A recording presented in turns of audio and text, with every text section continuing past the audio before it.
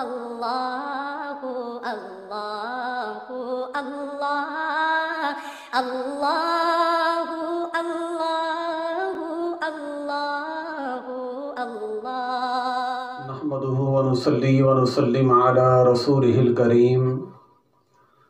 اما بعد فاعوذ بالله من الشيطان الرجيم بسم الله الرحمن الرحيم ان الله وملائكته يصلون على النبي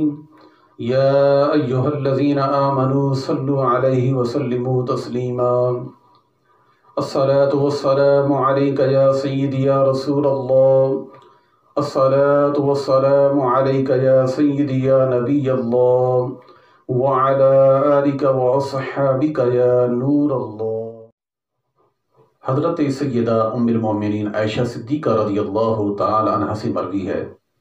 رسول مکرم شاہ بنی آدم حضرت محمد مصطفیٰ احمد مجتبیٰ صلی اللہ علیہ وآلہ وسلم نے ارشاد فرمایا، جس شخص کو یہ بات پسند ہو کہ میں جب اپنے پروردگار کی بارگاہ میں حاضر ہوں تو میرا رب مجھ پر راضی ہو تو اس کو چاہیے کہ وہ درود پاک کی کثرت کرے۔ محترم سامعین حضرات، اس حدیث مبارکہ کی روشنی میں ہمیں یہ پتہ چلا، میرے کریم آقا نے یہ ہمیں خوشخبری سنا دی ہے کہ خالق کائنات کی بارگاہ میں آپ جب حاضر ہوں اور تمہاری یہ چاہت و خواہش و تمنا ہے کہ ہمارا رب ہمارا خدا ہم پر راضی ہو تو پھر درود پاک کی کثرت کرو، تو انشاءاللہ بفضل خدا اس درود پاک کی برکت سے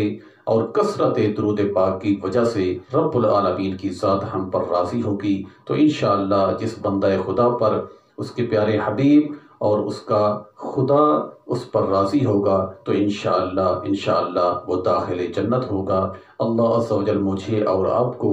زیادہ سے زیادہ درود پاک کی کثرت کرنے کی توفیق عطا فرمائے۔